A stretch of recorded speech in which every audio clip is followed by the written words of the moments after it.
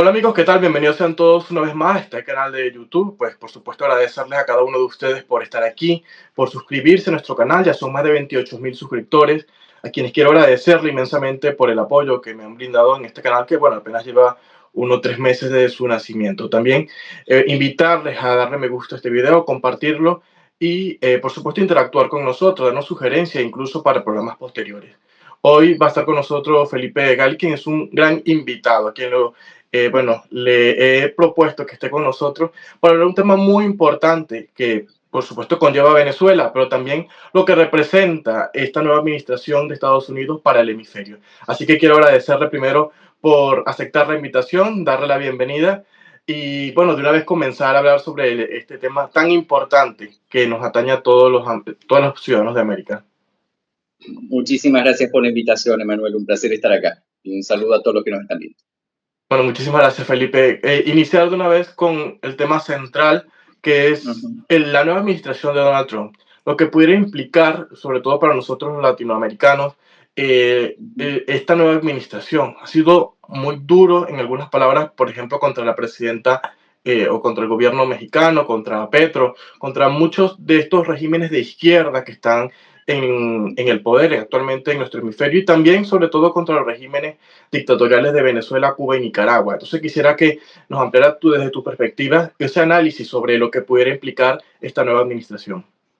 Bueno, es interesante, sobre todo hay que evaluar las posturas que siempre ha tenido Trump en materia de política exterior, por un lado, y de política migratoria, por el otro, que son dos ejes centrales de su agenda política. Ahora bien, hay que evaluar también las posiciones que suele tener la gente, porque veamos cómo es el panorama, ¿no? Trump, históricamente se ha hablado de él como una figura proteccionista, ¿no? Que busca hacer políticas de cara adentro de Estados Unidos y hacer una distensión en materia exterior respecto a lo que han sido las políticas de las presidencias anteriores, que han tenido una política exterior más agresiva, ¿no? Más intervencionista, para un lado o para el otro, pero más intervencionista en pos de la hegemonía estadounidense. Trump habla más de adentro de Estados Unidos, de la situación interna de Estados Unidos, y después sostiene un discurso contrario a la migración masiva, legal o ilegal. A la migración en general, varios de sus partidarios sostienen una postura muy dura.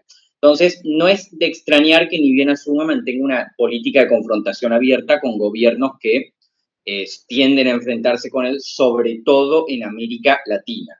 Porque América Latina es una región que en lo que es la agenda política de Trump siempre va a tener un papel trascendental. Estamos al lado, estamos abajo y solemos ser el foco de esa migración masiva, como lo son para Europa los países musulmanes, aunque con otras diferencias, por supuesto. Entonces, hay gente que te va a decir, por ejemplo, que Trump no se va a meter con el régimen de Maduro en Venezuela o no se va a querer meter porque él es una figura que no le importa tener una agenda agresiva en política exterior o intervencionista.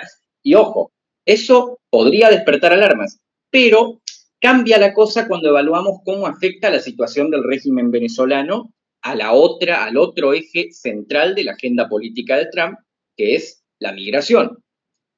¿Qué es lo que ocurre en Venezuela? Una crisis humanitaria que causa que más de 9 millones de personas hayan migrado en los últimos 5 o 6 años, 7. ¿Y cuál es uno de los ejes de la política de Trump? Que no vayan más migrantes. Ahora bien, lo que vimos en los últimos días, ¿no? Desde la juramentación, que ha endurecido el tono, obviamente, y que sectores del comando opositor venezolano se han esperanzado bastante, bastante más incluso te diría de lo que se esperaba.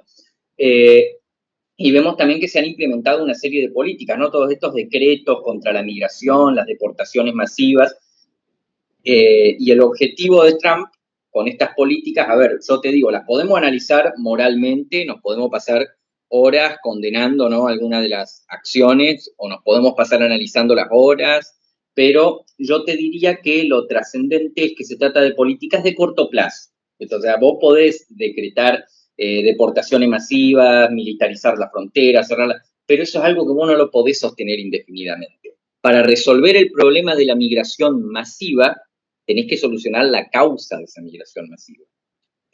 Y eso puede incluir algún tipo de acuerdo con determinados gobiernos, eventualmente con el mexicano, que ya con el gobierno de Morena, Trump no tuvo una relación tan mala, o sea, en el primer mandato. Es algo que algunos incluso olvidan, que la actitud del mismo AMLO también para con Trump no era tan agresiva como se la está vendiendo ahora, más allá de algunos discursos, o sea, pero en lo que era la relación interna, puertas adentro, no era tampoco tan mala.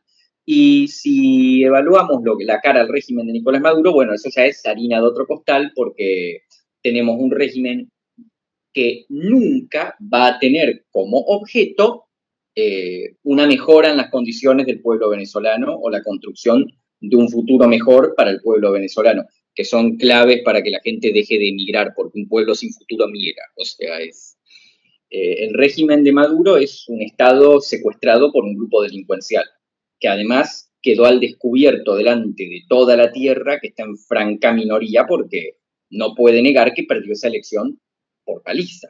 Entonces, no tiene ninguna legitimidad ni interna ni externa, se sostiene por pura fuerza, y bueno, y en definitiva, no puede ser garante de ninguna forma para una normalización que le permita a Trump cumplir con el objetivo de que no vayan más migrantes desde ahí. Entonces, intereses en juego para tener, básicamente, intereses para que se vaya el régimen, tiene Donald Trump, y por eso es muy probable que con el caso de Venezuela en particular, y también con otras particularidades del caso, con Cuba, que lo vemos justo en el nombramiento de Marco Rubio como secretario de Estado y las declaraciones que ha sostenido, tiene intereses muy grandes que dejen de llegar migrantes y en conclusión en que esos dos regímenes totalmente improductivos y totalmente insalvables se vayan. Ya después vemos como en el caso de Nicaragua la cosa cambia porque Nicaragua no genera ningún interés y bueno, ahí con Ortega, no digo que vayan a tener relación, pero ¿me entienden? No lo van a molestar y tampoco van a molestar, como tampoco van a molestar a dictadores africanos o asiáticos, ¿viste? O sea, Trump en ese sentido sí, tiene una política mayor de repliegue, pero yo te diría que en el caso de Venezuela y de Cuba sí va a mantener una postura agresiva porque responde a sus intereses, más allá de todos los análisis morales que quieran hacer los partidarios o los detractores. Ahora, hablando, antes de hablar en profundidad sobre lo que son estos dos regímenes, el Cuba y por supuesto, Venezuela, quería hablar sobre las implicaciones que pudiera traer el detener la migración hacia Estados Unidos. Trump asegura que los crímenes, todo lo que sucede en Estados Unidos, es consecuencia de los migrantes. La verdad que es imposible que todos los migrantes que estén allí estén, por supuesto, robando y matando. Pero también es muy cierto que gran parte de la base trabajadoras de esos trabajos que normalmente no quieren hacer los estadounidenses, lo hacen los migrantes, los trabajos en el campo, trabajos de construcción. Si se deportan, ¿qué implicaciones pudieran traer al final para Estados Unidos? Porque muchos hablan, como por ejemplo la presidenta de México, que incluso pudiera traer pérdidas para Estados Unidos en un largo plazo. Sí, a ver, es que la migración al final es lo que un país próspero es un país que recibe migrantes, eso lo ha demostrado la historia, o sea, precisamente la migración como problema o como recurso político ha existido bajo los populismos. En las épocas del siglo XIX, ¿no? Teníamos gobiernos como el que tenía la Argentina en esa época, con todo lo que se le criticaba en muchos aspectos, decía gobernar es poblar y alentaba la migración.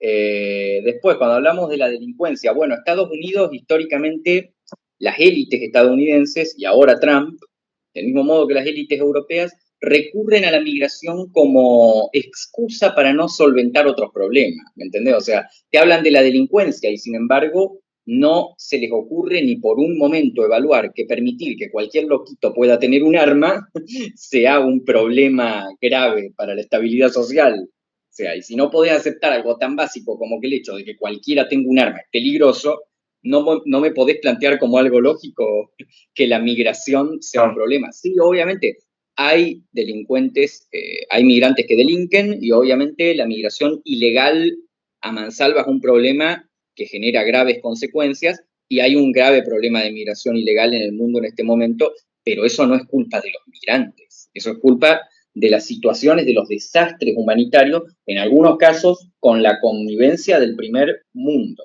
siempre. O sea, Sí. por ejemplo, las guerras civiles en Oriente Medio siempre han tenido una fuerte intervención de Occidente.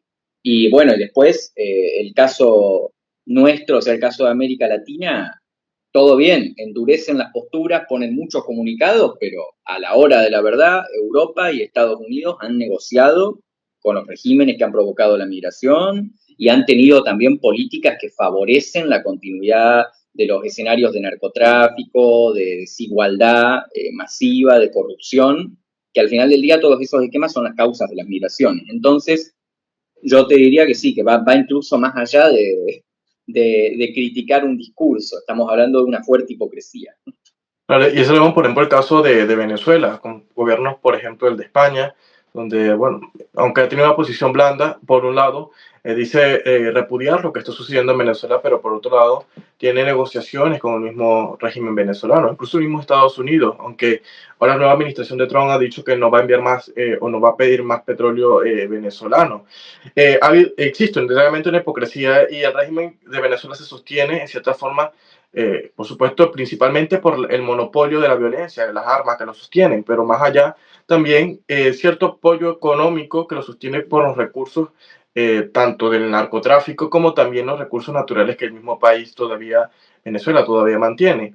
¿Cuál cree que debe ser la postura de Trump y también del hemisferio? Supuesto, Argentina ha tenido una posición muy firme y clara contra el régimen, pero como muy bien lo dice, solamente son comunicados. ¿Qué acciones puede tomar la comunidad internacional para enfrentar la situación de Venezuela y también, por ejemplo, de Cuba y también de Nicaragua? Mira, yo, la verdad, tengo una postura que en ese sentido creo que tienen que darse condiciones exteriores, obviamente de presión, pero de presión de verdad. Y cuando hablamos de sanciones, uno dice, bueno, pues llevan años sancionando. No, córtenle la canilla del petróleo. Hay medios. Maduro no aguantaría demasiado tiempo y es mucho más lo que ganaría la región, lo que ganaría Estados Unidos, lo que ganaría Europa, lo que ganaría el mundo si el régimen de Maduro se va, o sea, en el menor tiempo posible. A ver, en términos petroleros, también, o sea, vos no podés tener un Estado con semejante potencial, con semejante cantidad de recursos que van a ser necesarios, ¿no? También en los próximos años bajo el control de ese grupo. Es que hay gente que también, y gobiernos en el interín, que no saben cómo actuar ante Maduro porque interpretan que están actuando que están tratando con un gobierno. ¿Entendés? Y no están tratando con un gobierno. El régimen de Maduro, reitero, es un Estado secuestrado por un grupo delincuencial. Y vos con ellos no podés negociar como con un Estado porque ellos no los mueve un imperio de la ley, pero eso no los mueve un imperio de la ley, no solo adentro, no es que Maduro se contenta con reprimir un par de protestas y en el exterior negocia diplomáticamente. Para él la diplomacia es un medio de supervivencia y hasta ahí. Y después va a violar la comunidad internacional y las normativas internacionales y el derecho internacional lo ha violado millones de veces, o sea, ha secuestrado ciudadanos de otros países. Entonces, yo creo que la comunidad internacional lo que tiene que hacer es tomar la postura más dura posible. Y en cuanto a la posibilidad que algunos han vertido, que yo la veo remota, obviamente, y no es lo que voy a respaldar yo como opción prioritaria, que sería de una intervención militar, se ha hablado de eso, bueno, sobre todo después de que Trump declarara que el Tren de Aragua era una organización terrorista. Sí, algunos dicen que como que lo más probable que pueda llegar a pasar es que ocurra como ocurrió con Libia en los años 80, que se lo acusó de apoyar organizaciones terroristas a Gaddafi y se bombardeó la capital. El Estados Unidos bombardeó la capital, el mando que estaba bombardeando objetivos terroristas, y no cayó Gaddafi en ese momento, cayó 20 años más tarde, casi 25, pero bueno, las condiciones son distintas, o sea, como que ahora se habla de que la posibilidad, lo máximo que llegaría a Estados Unidos sería bombardear Caracas, ¿entendés? O sea, ¿viste el meme bombardeen Miraflores? Algo así. Pero bueno, a ver, obviamente los resultados serían muy distintos, no es lo mismo que te bombardeen Trípoli cuando sos Gaddafi hablando solo como un titán frente a una multitud de partidarios que te aclaman, que cuando sos Maduro, que perdió por paliza una elección hace unos meses, que lo vieron todos, contra un candidato prácticamente desconocido, como lo era Edmundo González, Bueno, y que además tenés a todo el mundo en contra, ¿me entendés? No es, es un escenario muy distinto, se discute si Maduro sobreviviría a algo así, ¿me entendés? Porque en cuanto vean una bomba, yo te digo, el ejército venezolano tiene una lealtad además muy cuestionable, o sea, Creo que sería un es, poco frágil, la verdad. Mm, no creo que resistan un bombardeo, ¿me entiendes? Si llegan a ver como posible psicológicamente que Estados Unidos invada Venezuela o intervenga Venezuela, se van a amotinar, o por lo menos van a entrar en caos. Peligro real del régimen de Maduro en ese sentido pasa por el aparato delincuencial, por los colectivos. Esos son los que van a salir y pueden salir a masacrar civiles y no le va a importar, y yo te garantizo, el día que eso esté por pasar, lo van a hacer, van a salir a ejecutar actos de violencia. Lo que importa es la reacción del ejército, en el sentido, a ver, el ejército, por ejemplo, en la elección, lo de las actas no se hubiera podido hacer si el ejército por lo menos no hubiera dejado hacer, como mínimo, si es que no colaboró estrechamente, como dice María Corina, que los grupos del plan, los efectivos del Plan República colaboraron en la recolección de actas. Entonces, lo que uno ve es que como que el ejército ha tenido una postura pasiva respecto al conflicto. No me gusta decirle conflicto porque no lo veo como conflicto, como me entendés. Yo creo que más bien, honestamente, siento que la Fuerza Armada hay una fisura, no debo decir una ruptura, porque ruptura es que evidentemente ya fuese ocurrido, pero hay un sector que está como en ese querer rebelarse, pero no lo hacen al final. Esto pasó, por ejemplo, el 9 de enero, donde se esperaba una reacción que al final nunca ocurrió. Pero creo que en un escenario como el que planteas de una intervención en Venezuela, la situación puede ser, por supuesto, muy contraria, comenzando porque esas personas que están dentro del estamento militar tienen que tomar una decisión si defender al final el régimen o poner también sus propias vidas en peligro para defender a una dictadura que ellos no convalidan. Entonces creo que por allí la situación sería un poco distinta, pero de verdad que mucho se han planteado las diferentes opciones, pero en vista de la situación que hay en Venezuela, pues la opción de la intervención militar vuelve a sonar como una vía posible y bueno, creo que es la más expedita para sacar al régimen. Pero ¿qué tan posible crees que se pueda lograr ese escenario? Es mucho más difícil de lo que parece, pero no es tan imposible como algunos creen. O sea, porque también el régimen de Maduro ha agotado las instancias que se le concedieron para solucionar todo el caos que puede generar a nivel regional por medios internos. O sea, el régimen ha puesto en peligro una colección enorme de intereses. Lula, a ver, Lula obviamente se va a oponer a una intervención y Lula a la hora de la verdad ha mostrado una actitud muy tibia, pero él estaba seguro de que Maduro iba a reconocer la derrota. Sí. Él puso todas sus fichas y un montón de capital político en que Maduro reconociera una derrota y está muy enojado de que no lo hiciera. Y por lo que me han comentado, gente que conozco que está más en el tema Brasil, a Lula le encantaría más cortar con Maduro, pero no lo hace porque su partido tiene muchos elementos que responden a todo el aparato diplomático del régimen, que tiene una gran influencia regional todavía, sobre todo en pequeños sectores de la izquierda. Y por el otro lado está Petro, que obviamente no solo la va a rechazar, sino que bueno, de Petro ni hablemos. Él está completamente entregado, pero bueno, ahí también hay una situación de la interna en Colombia, ¿no? El aparato interno político en Colombia es bastante anti-Maduro. Ahí se da la situación contraria.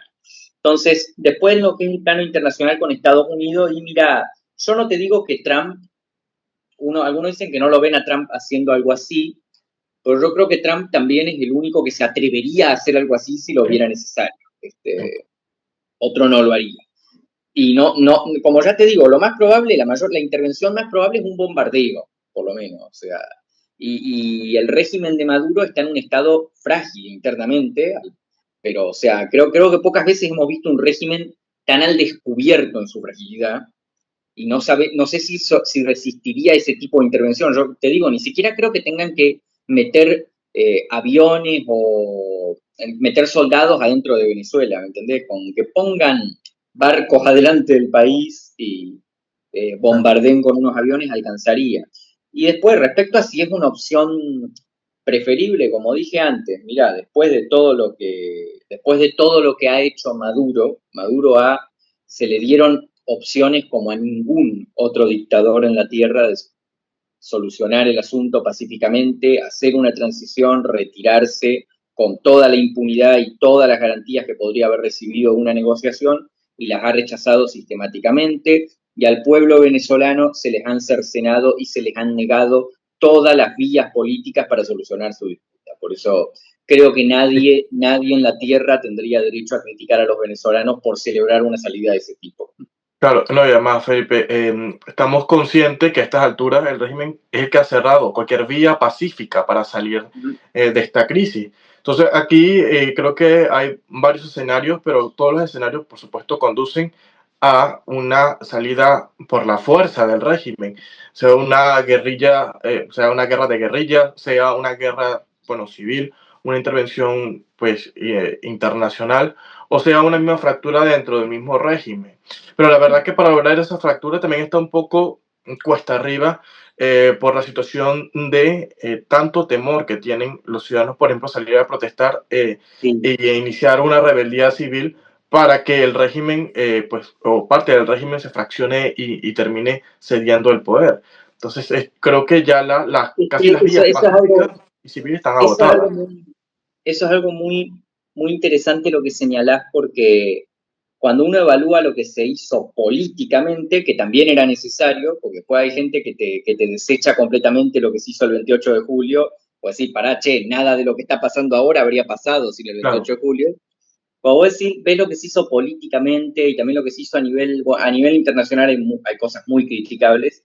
Vos notás que el liderazgo hizo todo lo que pudo, indiscutiblemente, y Mm. más en algunas cosas, pero que la reacción social, también supongo que no se esperaba que la represión fuera tan dura como terminó siendo, pero que la reacción social capaz estuvo un poco apagada, y eso genera problemas, como vos decís, ¿no? La gente no sale a protestar. A todos los que uno les pregunta te dicen, yo no me animo, pero me encantaría que otros se animaran. Lo me han dicho por Claro. lo menos los amigos que tengo allá. Mi pareja está allá. Así que, A ver, es que la verdad, honestamente, yo que he vivido, bueno, un proceso de protestas también, 2014, 2017, 2019, por supuesto esta vez no porque estoy fuera del país, pero es que ha sido un nivel de represión brutal. Y tú hablas, por ejemplo, con los familiares de los presos políticos, con los cuales con muchos he conversado, y uno no se imagina lo desgarrador e inhumano de lo que están viviendo ellos, que no solamente implica a los familiares que están ahí detenidos, sino también la propia situación de crisis humanitaria que hace muy cuesta arriba, por ejemplo, hasta poder irlos a visitar. Es una situación de hambre, bueno, un conjunto de cosas que se unen, que el que está dentro dice, bueno, yo no quiero vivir esta situación. Esto te lo digo porque quiero traer a colación algo que sucedió posterior a las elecciones, que fue 29, 30 y que iniciando agosto, que estalló esta ola de protesta en Venezuela y que parecía que el régimen se iba a ir. Pero por otro lado, no sé si tú lo analizas de esta forma o de la misma forma como muchos lo han hecho, en que la dirigencia política le faltó mayor conducción para que esa rebeldía se multiplicara y que, bueno, por supuesto, había una violencia por parte del régimen, pero había una ciudadanía también en la calle ejerciendo su derecho a protestar. Y no sé si coincide en que faltó mayor conducción, mayor ímpetu de la dirigencia para que esa rebeldía que sucedió en ese punto que fue medular lograra el fin del régimen. yo creo que es complicado por dos factores. Primero, porque no había garantías, y no las hubo, de que esa rebeldía pudiera florecer a un ciclo de protestas que tumbara al régimen. Además que la oposición en ese momento estaba completamente abocada a la estrategia de probar la victoria del 28 de julio. En ese momento todavía se estaban recopilando las actas, había que evitar que a los testigos los detuvieran o los desaparecieran. En definitiva, todo el aparato de la oposición estaba abocado a eso, porque demostrar el triunfo del 28 de julio tenía un peso simbólico que no solo, bueno, no solo simbólico, sino también procedimental, ¿no? Digo, tener un presidente electo, pero el peso simbólico apuntaba a lo que era la comunidad internacional. Yo creo que la oposición esperaba que la presión internacional para que Maduro reconociera la derrota fuera mayor y después, eventualmente, conducir un ciclo de protestas, porque también no olvidemos que la misma noche del 28 de julio empezó la represión y esos primeros días el régimen reprimió como nunca antes y como nunca después. O sea, ahí fue cuando empezaron los arrestos masivos, cuando hubo asesinatos directamente, mataron menores de edad, incluso en algunas protestas. Y yo creo que la oposición era consciente de que si se lanzaba con toda un ciclo de protesta, primero iba a abrir la puerta a que el aparato propagandístico del régimen construyera la narrativa que siempre han construido y que ha permitido a otros gobiernos afines y partidos afines en el exterior y sectores en el exterior más tibios se apeguen a la idea de que hay un golpe de Estado, hay violencia incitada por la oposición. En ese sentido, yo creo que eso es lo que quiso evitar la oposición, como no, que el régimen no los pudiera ni por un segundo mover de la casilla de víctimas. Podemos discutir si eso quizás no los alejó del casillero de victoriosos en el sentido agresivo, porque la elección la ganaron por paliza y lo pudieron probar, y eso es algo que Claro. casi ninguna oposición a una dictadura lo ha logrado, pero Lo que pasa es que creo que la oposición durante todo este tiempo, 25 años, han luchado de una manera pacífica, pero la verdad es que el régimen no sale de una manera pacífica, no lo van a hacer. Y armas por no hay otro lado, la tampoco. comunidad internacional lo que hace es sacar comunicados, comunicados, comunicados. Entonces yo creo que, claro, se tiene el apoyo de la comunidad internacional, muy bien, pero lo medular es sacar el régimen de la parte interna, y allí es donde creo que siempre se ha fallado por parte de la oposición de Sí. Venezuela. También está la falta de armas, o sea, si no tenés Bueno, armas es muy sí. difícil. Y ahora, ya bueno, se nos está acabando el tiempo, nos quedan menos de 10 minutos para ya ir finalizando, pero que no quería dejar pasar esta oportunidad también para hablar sobre el populismo, de lo que ha representado no solamente para Estados Unidos estas últimas elecciones, porque evidentemente Trump, además de tener una postura muy conservador, muy nacionalista también, tiene una postura muy populista en muchos aspectos, pero también ha sido como un germen que ha venido en diferentes países, tanto en América como en Europa, pues cada día surgiendo mucho más. Y aquí es donde viene digamos, el cuestionamiento de qué tan peligroso pudiera ser esto para la democracia y qué tan funcional puede ser la democracia para detener si estos populismos llegan a avanzar a, digamos, a una etapa más. Por allí se habla, por ejemplo, aunque creo que es muy difícil, de que Trump pueda lanzarse para una tercera vez porque la misma constitución no lo permite. Pero hay una situación en la cual la alternabilidad del poder, la democracia, puede verse en juego, y me gustaría que afianzara no solamente del aspecto de Estados Unidos, sino en general de lo que ha venido pasando en el mundo. Bueno, es muy interesante lo que planteas. En el caso de Trump, lo más probable es que no ocurra nada, o sea, en el sentido de que él se pueda afianzar en el poder, a pesar de que sí es cierto que esa retórica populista sobre todo genera un daño, y esto en cualquier país, en lo que es el debate público, porque es un debate que se termina reduciendo a nada. Y lo que ha ocurrido con Twitter desde que lo controla Elon Musk es básicamente eso, el debate político ha decaído a insultarse, agredirse, crear bots para hacerse ratio, ¿me entendés? O sea, un desastre tras otro en ese sentido que termina reduciendo la política a insultos, a descalificaciones, a clubs de fans, como le podemos decir, y eso siempre termina teniendo consecuencias nefastas, porque ya las tuvo en todos los países donde elementos de esa retórica ganaron. Más allá de la ideología que declararan públicamente, eran líderes que se hacían ver a sí mismos como dioses intocables y se les dio margen de maniobra para hacer lo que quisieron y así se perdieron democracias. Y el caso de Venezuela, que tenía 40 años de historia democrática, cuando llegó Chávez al poder es un ejemplo muy claro de eso. No importa mucho si se declaran de izquierda o de derecha, bueno, no podemos olvidar también que Chávez cuando ganó no era muy distinto, el discurso original era mucho más vago, no era un discurso de izquierda socialista. Hay gente que parece tener la idea de que Chávez ganó con un discurso así, en realidad ganó como un nacionalista ultra que exaltaba la figura de Bolívar y hasta ahí, después se metió a socialista. Entonces, en el caso de Trump, mira, en 2029 se va a tener que ir, modificar la constitución requiere un montón de procedimientos que hoy no están a su alcance, y además, cuando termine el mandato va a tener más de 80 años, así que va a estar en la misma situación que Biden. Pero sí, es cierto que esos movimientos y esas actitudes pueden hacer un daño que además puede ser duradero a lo que es el debate público. Lo vemos también Milei ha tenido esas actitudes acá en Argentina, eso es innegable, más allá de todo nuestro contexto y de las explicaciones más que claras de por qué ganó esa elección. Y bueno, y también se han visto en Brasil, también se ha visto, lo podemos ver curiosamente del otro lado, Petro tiene una actitud bastante similar. Lo podemos ver en México, donde hay un proceso ya de retroceso institucional.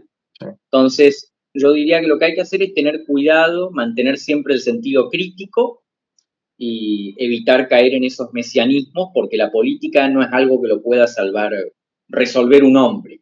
La política es algo que lo tenemos que resolver todos. Bueno, muchísimas gracias Felipe por estar con nosotros en este espacio. A cada uno de los que se han conectado queremos agradecerle por estar aquí. Les invitamos a suscribirse a nuestro canal si aún no lo han hecho, a darle me gusta y a compartir este video para seguir combatiendo la desinformación y también alzando nuestra voz por la libertad. Nosotros nos veremos en una próxima oportunidad a través de este mismo canal.